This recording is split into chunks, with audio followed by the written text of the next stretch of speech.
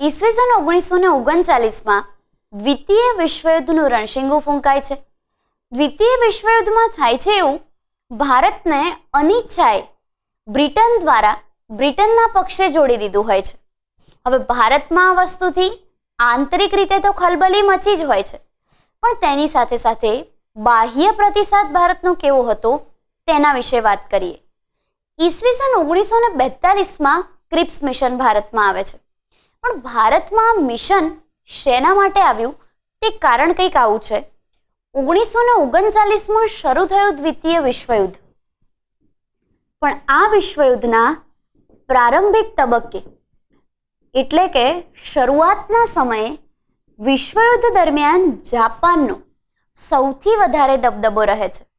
હવે જાપાન પ્રારંભિક તબક્કે આગળ ચાલતું હશે તો ઓબ્વિયસલી બિગિનિંગમાં બ્રિટનને થોડીક પરાજયનો સામનો કરવો પડ્યો હશે. જાપાન શું કરે છે? સિંગાપોર છે, મ્યાનમાર છે વગેરે જેવા નાના નાના પ્રદેશો દ્વારા ભારત અને ચીન આ બંને પર હવે આગામી સમયમાં આક્રમણની જે વ્યૂહરેખા હોય છે તે બનાવી રહ્યો હોય છે. જાપાનની આ સંરચના જો એપ્લાય થઈ જાય તો ભારત અને ચીન પર સીધું આક્રમણ થાય. હવે આ સમયગાળા દરમિયાન બ્રિટન માટે મોટી ચિંતાનો વિષય હતો ભારત અને ચીન, કારણ કે મ્યાનમારની સરહદ સુધી તો દ્વિતીય વિશ્વયુદ્ધ પહોંચી જ ગયું હોય છે. ઇન શોર્ટ, ભારતની સરહદથી દ્વિતીય વિશ્વયુદ્ધ બહુ જ નજીક હોય છે. ભારત જો કબજે થઈ જાય તો હવે બ્રિટન માટે એક મોટી મુશ્કેલી સર્જાય અને તેના પરિણામે તે સમયે અમેરિકા અને ચીન આ બંને દેશોના મુખ્ય વડા કહી શકાય તે બ્રિટન સરકારને આ મુદ્દે સહાયતા કરવા વાત કરે છે. હવે આ મુદ્દે બ્રિટન સરકાર કેવી રીતે સહાયતા કરી શકે? માત્ર ને માત્ર ભારતના આંતરિક લોકો જો આ યુદ્ધમાં જોડાય તો આ વસ્તુ પોસિબલ થાય. ઇન શોર્ટ, આપણા માટે પરિસ્થિતિ એવી હતી કે એ સમયની ભારતની બાહ્ય સરહદ સુધી પહોંચી ગયું હતું દ્વિતીય વિશ્વયુદ્ધ. ભારતના આંતરિક લોકો ઓલરેડી વિશ્વયુદ્ધના વિરોધમાં હતા, એટલે કે બ્રિટનના પક્ષે જોડાવાના વિરોધમાં હતા.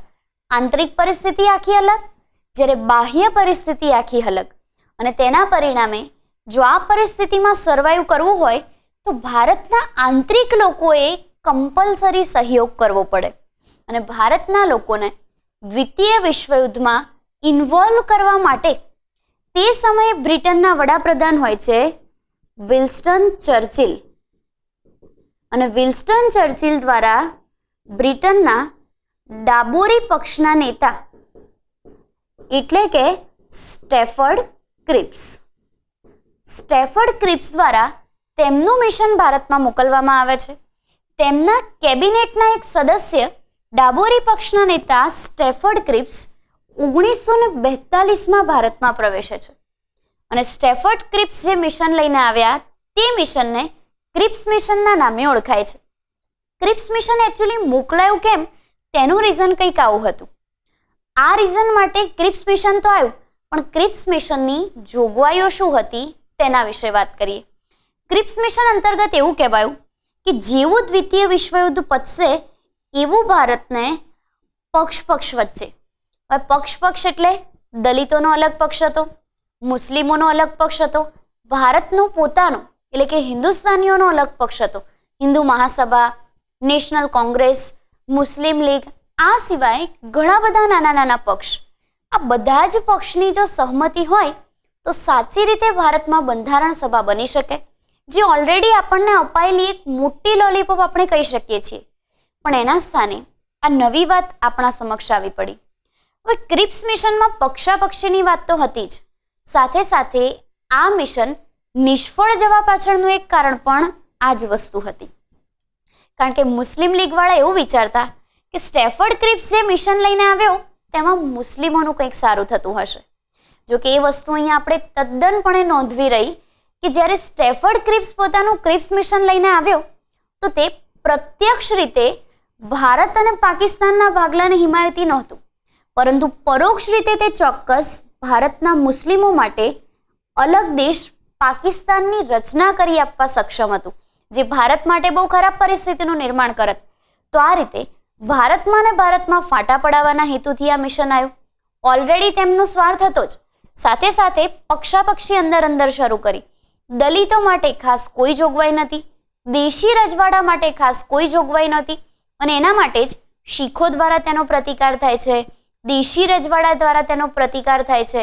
દેશી રજવાડા પોતાને માન્ય હોય તેવું અલગ બંધારણ બનાવી શકશે, બંધારણ સભા પોતાને માન્ય હોય તેવું અલગ બંધારણ બનાવી શકશે, અને આ બંધારણ સભામાં અમુક લગભગ 1 કે 2 જેટલા સભ્યો બ્રિટિશ અધિકારીઓ તરીકે રહેશે.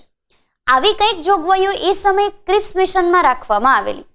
ભારત અને પાકિસ્તાનના ભાગલા પડી જાય તો એ વસ્તુના હિમાયતી ભારતમાં રહેતા હવે મુસ્લિમો થઈ ગયા હતા, પણ ભારતીયોને હજી પણ ભારત અને પાકિસ્તાનના ભાગલા માન્ય નહોતા.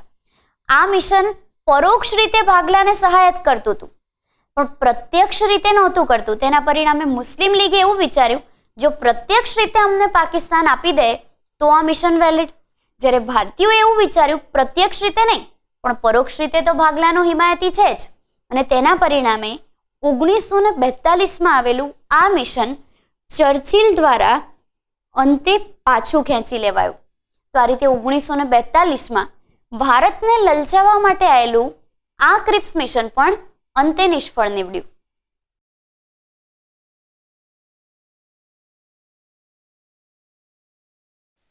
1947માં ભારતને જે સ્વતંત્રતા પ્રાપ્ત થઈ તેના પાછળ એક સૌથી મોટા આંદોલને ભાગ ભજવ્યો, અને આ આંદોલન હતું સ્વતંત્રતા પ્રાપ્તિ પહેલાનું અને ભારતનું છેલ્લું એટલે કે 1942નું હિન્દ છોડો આંદોલન.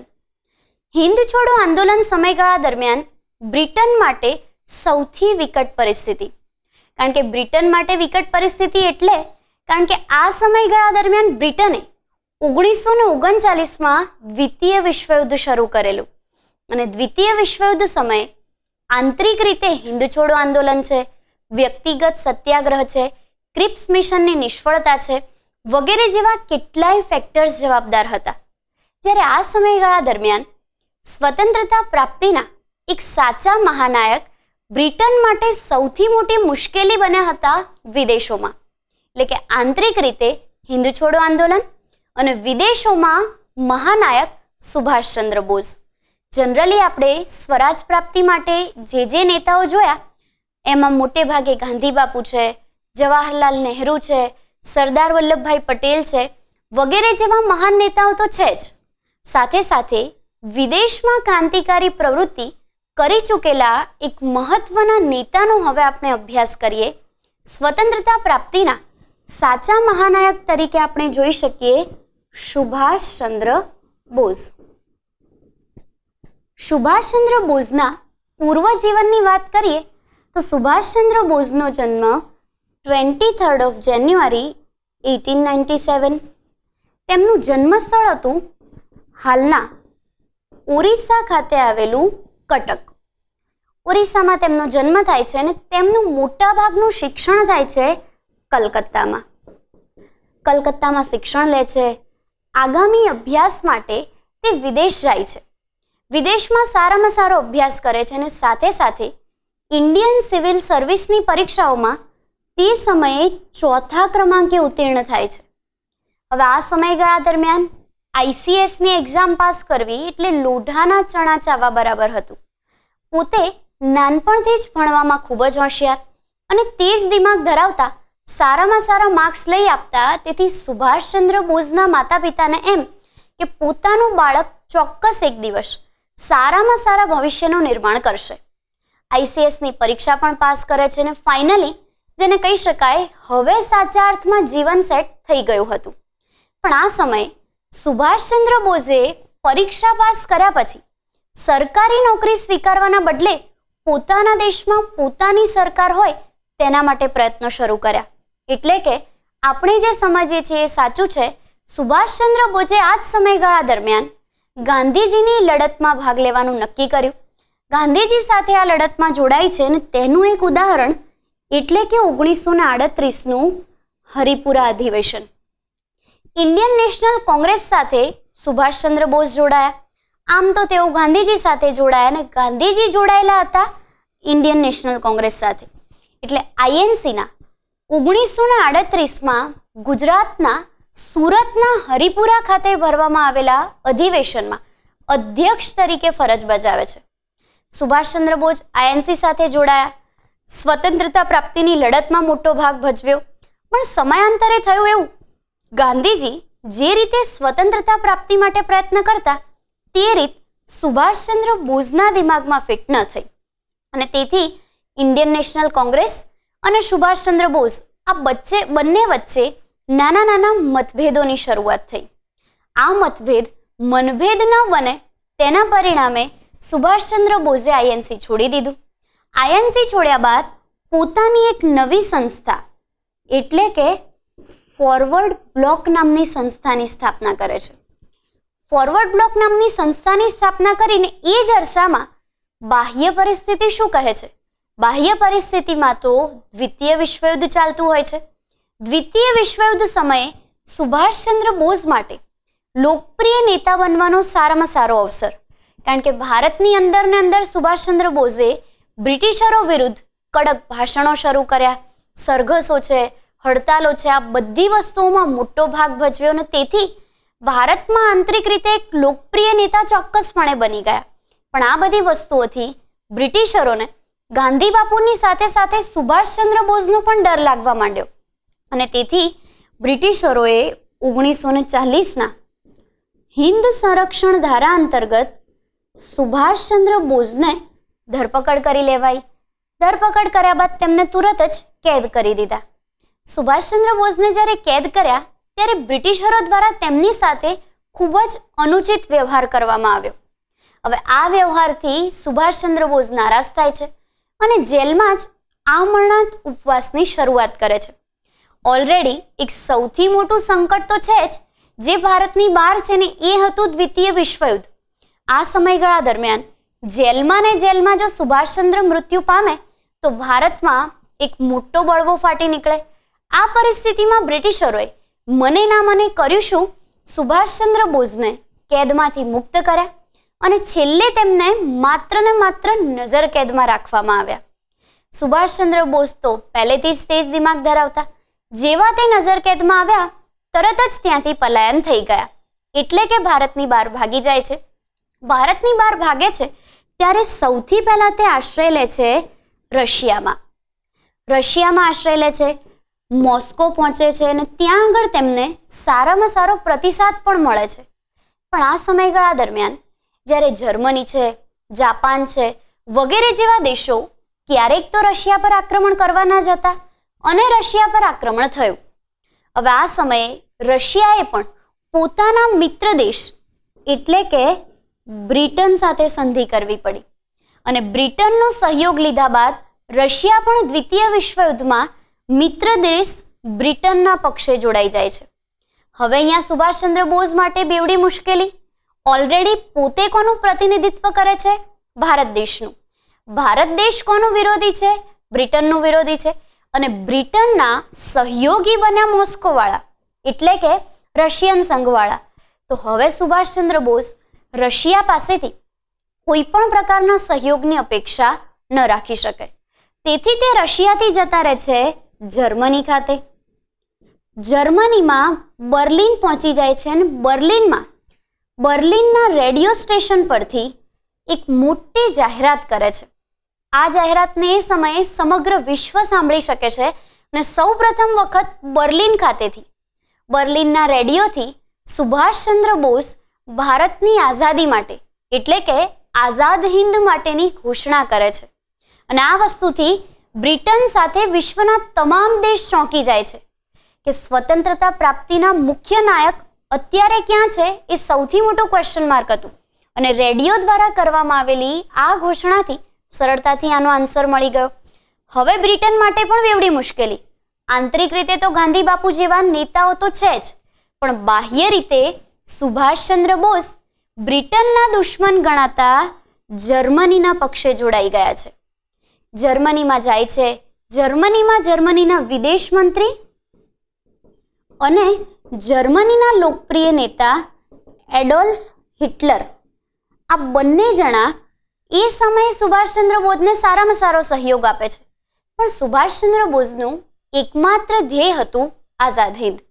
અને તેના પરિણામે તેમને તે સમયે એવું રિયલાઇઝ થયું કે જો જર્મનીમાં વધારે રહીશું તો તેના કરતાં વધારે સહયોગ જાપાન નહીં આપી શકે. અને તેના પરિણામે વધુ સહયોગની આશાએ જર્મનીથી તેઓ ચાલ્યા જાય છે જાપાનમાં ચાલ્યા જાય છે. અને જાપાનમાં તે સમયે કાર્યરત ભારતીય નેતા હોય છે રાસબિહારી ઘોષ. રાસબિહારી ઘોષ તે સમયે જાપાનમાં એક મહત્વની સંસ્થાની સ્થાપના કરી હોય છે, અને તે સંસ્થા એટલે Indian independence league. Indian independence લીગની 2-3 પાંખ હોય છે. આ 2-3 પાંખની એક સૌથી મહત્વની પાંખ એટલે કે આઝાદ હિંદ ફૌજ. અને આઝાદ હિંદ ફૌજ રાસબિહારી ઘોષ ઘણા બધા એક પછી એક એવા ઘણા બધા ભારતીય કે પછી વિદેશી જનરલ દ્વારા કાર્યરત કરાવતા હોય છે. પણ આ સમય થાય છે એવું કે ઇન્ડિયન ઇન્ડિપેન્ડન્સ લીગનું એક મુખ્ય પાંખ જેને કહી શકાય, આઝાદ હિંદ ફૌજમાં જ ઘણા બધા મતભેદો ઊભા થઈ જાય છે. અને આ મતભેદો દરમિયાન રાસબિહારી ઘોષ અને તેમની ટીમ દ્વારા સુભાષચંદ્ર બોઝને આમંત્રણ અપાય છે. આ આમંત્રણ શેના માટેનું? તો ઇન્ડિયન ઇન્ડિપેન્ડન્સ લીગની એક મુખ્ય પાંખ એટલે કે આઝાદ હિંદ ફૌજના નેતૃત્વ માટેનું. સુભાષચંદ્ર બોઝ માટે તો આ સૌથી સારામાં સારી બાબત હતી. એ એક માધ્યમની શોધમાં હતા. આ કયું માધ્યમ કે જેના દ્વારા સ્વતંત્રતા પ્રાપ્તિમાં પોતે સૌથી મોટા સહયોગી બની શકાય, અને આ માધ્યમ એમને પૂરું પાડે છે રાસબિહારી ઘોષ. રાસબિહારી ઘોષના પ્રયત્નોથી આઝાદ હિંદ ફૌજ સુભાષચંદ્ર બોઝના નેતૃત્વ હેઠળ આવે છે.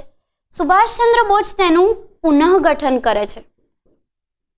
પુનઃગઠન કર્યા બાદ આઝાદ હિંદ ફૌજનું મુખ્ય અને એક સામાન્ય વડુ મથક સિંગાપુર ખાતે તે સમયે પ્રસ્થાપિત કરાય છે. જોકે એ વાત અલગ છે કે સમયાંતરે સિંગાપોરથી આઝાદ હિંદ ફૌજનું વડુ મથક રંગૂન ખાતે એટલે કે હાલનું મ્યાનમાર અને તે સમયનું બર્મા ત્યાં આગળ શિફ્ટ કરવામાં આવ્યું હતું. અને એ પણ અલગ વાત છે કે સમયાંતરે જે વડુ મથક સિંગાપોરથી રંગૂન ગયું એ વડા મથક પર આગામી સમયગાળા દરમિયાન બ્રિટિશરોએ કબજો કરી લીધો હોય છે. એટલે કે બર્મા પણ અંતે બ્રિટિશરો દ્વારા જીતી લેવાય છે. પણ આપણે સિમ્પલ જ્યારે આઝાદ હિંદ ફૌજની વાત કરીએ તો આઝાદ હિંદ ફૌજમાં તેમણે 3 મુખ્ય ટુકડી બનાવી. આ 3 ટુકડીમાં પોતે હતી એક સુભાષ ટુકડી, બીજી હતી ગાંધીજીના નામ પરથી ગાંધી ટુકડી, અને ત્રીજી હતી જવાહરલાલ નહેરુના નામ પરથી નહેરુ ટુકડી, જેને સુભાષ બ્રિગેડ, ગાંધી બ્રિગેડ અને નહેરુ બ્રિગેડના નામે ઓળખવામાં આવતું હોય છે. હવે શું થશે કે આગામી સમયગાળા દરમિયાન સ્ત્રીઓ પણ આઝાદ હિંદ ફૌજમાં જોડાય છે. અને સ્ત્રીઓ જ્યારે આઝાદ હિંદ ફૌજમાં જોડાય છે ત્યારે ઝાંસીની રાણી લક્ષ્મીબાઈ એટલે કે રાણી લક્ષ્મીબાઈની પણ એક અલગથી ટુકડી બનાવવામાં આવે છે. અને ઝાંસી કી રાણી લક્ષ્મીબાઈ બ્રિગેડ નામની ગણાતી આ ટુકડીનું નેતૃત્વ કરે છે લક્ષ્મીનાથ સહેગલ. લક્ષ્મીનાથ સહેગલના પ્રયત્નો દ્વારા સ્ત્રીઓની આ ટુકડી સફળ પણ થાય છે. ઘણી બધી જગ્યાએ આઝાદ હિંદ ફૌજ પોતપોતાના ઝંડા ગાળવામાં ઘણી બધા અંશે સફળ પણ થાય છે. મુખ્યત્વે તેઓ ઇન્ડિયન નેશનલ કોંગ્રેસના અને ભારતના અન્ય ત્રિરંગાનો ઉપયોગ કરતા. જ્યારે આઝાદ હિંદ ફૌજનું મૂળ રાષ્ટ્રગીત કયું? જનગણમન. જનગણમન રાષ્ટ્રગીત અને ત્રિરંગાના ઉપયોગથી એક મોટી અને મુખ્ય સંસ્થાનું પુનઃગઠન થઈ જાય છે. સુભાષચંદ્ર બોઝ આઝાદ હિંદ ફૌજના પ્રયત્નોથી ઘણી બધી જગ્યાએ સફળ થાય છે. જેમ કે ભારતમાં તે સમય હોય છે નાગાલેન્ડ, અને હાલના આપણા નાગાલેન્ડની મુખ્ય રાજધાની અથવા મુખ્ય મથક આપણે કોહિમાને કહી શકીએ. તો એ સમયે સુભાષ બ્રિગેડ કોહિમા પર આક્રમણ કરે છે. સુભાષ બ્રિગેડ સિવાયની જે અન્ય બ્રિગેડ હોય છે તે મણિપુર, અને મણિપુરની અત્યારની રાજધાની એટલે કે ઇમ્ફાલ તેના પર આક્રમણ કરે છે. અને સમયાંતરે ઘણા બધા ઉત્તર પૂર્વી રાજ્યોને જીતી લે છે. આ સમયગાળા દરમિયાન આઝાદ હિંદ ફૌજનું એક મુખ્ય સૂત્ર બને છે. આ સૂત્ર છે ચલો દિલ્હી. સુભાષચંદ્ર બોઝ જ્યારે નવું આઝાદ હિન્દ ફોજનું પુનર્ગઠન કરે છે ત્યારે તે 1-2 કરતાં 9 જેટલા દેશોનો સહયોગ મેળવે છે અને આ 9 દેશો હવે આઝાદ હિન્દ ફોજને સહયોગ કરવાનું વચન આપે છે. તેમાં ઘણા બધા દેશો આવતા હતા. આ દેશોમાં ખાસ કરીને ભારતની નજીકના દેશો, તેમાંય ખાસ કરીને અગ્નિ એશિયાના દેશો. અગ્નિ એશિયાના દેશો એટલે કે આપણે સમજી શકીએ કે દક્ષિણ પૂર્વના જે દેશો હતા તે દેશો. દક્ષિણ પૂર્વના દેશોમાં સુભાષચંદ્ર બોઝ ભ્રમણ કરે છે, ત્યાંના લોકોને આમાં જોડાવા કન્વિન્સ કરે છે. કન્વિન્સ કર્યા બાદ એક નવું સૂત્ર આપે છે, તુમ મુझे खून दो मैं तुम्हें आज़ादी दूंगा. સપોઝ આપણને ક્વેશ્ચન પૂછાય કે આ સૂત્ર કોના દ્વારા અપાયું, એમાં આન્સર આવશે સુભાષચંદ્ર બોઝ. આઝાદ હિન્દ ફોજનું પુનઃગઠન કોણે કર્યું, તેમાં આન્સર આવશે સુભાષચંદ્ર બોઝ. અને આઝાદ હિન્દ ફોજનું મુખ્ય સૂત્ર કયું હોય છે, તો તે હોય છે ચલો દિલ્હી. તો આ રીતે આઝાદ હિન્દ ફોજે તે સમયગાળા દરમિયાન સ્વતંત્રતા પ્રાપ્તિ માટેની લડતમાં સૌથી મહત્વની ભૂમિકા ભજવી હોય છે. ઓલરેડી આપણે વિદેશમાં ક્રાંતિકારી પ્રવૃત્તિઓ, દેશમાં અને દેશમાં ક્રાંતિકારી પ્રવૃત્તિઓ, 1857નો વિપ્લવ, અસહકારનું આંદોલન, હિન્દ છોડો આંદોલન વગેરે જેવા કેટલાય મુખ્ય આંદોલનો જોઈ ગયા. મુખ્ય ક્રાંતિકારીઓ અને તેમની પ્રવૃત્તિઓ પણ જોઈ ગયા. પણ આ પ્રવૃત્તિ જે એકદમ છેડાની પ્રવૃત્તિ કહેવાય, એટલે કે 1947માં આપણને સ્વતંત્રતા મળી અને આ બધી વસ્તુઓની શરૂઆત 1940માં થઈ. એટલે કે જે આગ, જેને કહી શકાય તણખા સ્વરૂપે પહેલેથી સળગી જ ગઈ હતી, પણ આગળ જતા મોટા ભડાકા સ્વરૂપે ફેલાઈ, તો તે બધામાં માધ્યમ બન્યું આઝાદ હિન્દ ફોજ. અને તેના પરિણામે સ્વરાજ પ્રાપ્તિની લડતમાં આઝાદ હિન્દ ફોજનું જે આપણને મૂલ્ય મળ્યું છે તે મૂલ્ય સાચા અર્થમાં અદ્વિતીય છે. હવે જ્યારે સુભાષચંદ્ર બોઝ આઝાદ હિન્દ ફોજમાં વ્યસ્ત હતા, એ જ સમયગાળા દરમિયાન 1943 પછી તેમને સમાચાર મળે છે કે જાપાન દ્વિતીય વિશ્વયુદ્ધમાં શરણાગતિ સ્વીકારી રહ્યું છે. અને જાપાનના આ સમાચાર સાંભળીને તેઓ વિમાન માર્ગે નીકળી પડે છે. વિમાન માર્ગે જાપાન જતા જ જાપાન દ્વારા આપણને જે અહેવાલ સોંપવામાં આવ્યો હતો, તે અહેવાલમાં એવું કહેવાયું કે સુભાષચંદ્ર બોઝનું જે પ્લેન હતું એ પ્લેન ક્રેશ થઈ ગયું છે. અમુક ઇતિહાસકારો એવું માને છે કે સુભાષચંદ્ર બોઝના પ્લેનમાં ઉડાન સમયે જ આગ લાગી ગઈ હતી. તેના પરિણામે આગમાં બળીને તેઓ મૃત્યુ પામ્યા. તેમને હોસ્પિટલ ખસેડાયા હતા, તેમનો ઈલાજ થયો હતો, પણ છેવટે તે તો પહેલાથી મૃત્યુ પામેલા જ હતા. તેથી તેમના પર ખાસ કંઈ અસર થઈ નહીં. તેમના સાથીદારોને પણ આપણે ન બચાવી શક્યા. અને અમુક ઇતિહાસકારો આજે પણ એવું માને છે કે તેમના મોતનું જે પણ રહસ્ય હતું, તે રહસ્ય આજ દિન સુધી ઉકેલી શકાયું નથી. આપણે સિમ્પલ અંતે સુભાષચંદ્ર બોઝમાં એટલું યાદ રાખીશું કે એમના 3 મુખ્ય સાથીઓ જે આઝાદ હિન્દ ફોજના ગવર્નર તરીકે ફરજ બજાવી ચૂકેલ છે, તે સાથીઓમાં ગવર્નર શાહનવાઝ, ગવર્નર ગુરદયાલસિંહ અને ગવર્નર પ્રેમ સહેગલ, આ 3 સાથીઓને સમયાંતરે બ્રિટિશરો દ્વારા કેદ કરાયા. પણ આ 3 સાથીઓને જેવા ભારતમાં કેદ કરાયા, તરત જ ભારતમાં વિદ્રોહની શરૂઆત થઈ ગઈ. તેથી અંતે પ્રજાની જીત થાય છે અને આ 3 ગવર્નરને તે સમયગાળા દરમિયાન મુક્ત કરાય છે. અહીંયા એ વસ્તુ નોંધનીય છે કે આ ગવર્નર એટલે કે ગવર્નર જે બ્રિટિશર ગવર્નર હતા તે નહીં, આઝાદ હિન્દ ફોજના જનરલ તરીકે જેમણે ફરજ બજાવી હતી તે. તો આ રીતે આપણે સુભાષચંદ્ર બોઝ અને આઝાદ હિન્દ ફોજ વિશે ઘણું બધું જાણી શકીએ છીએ.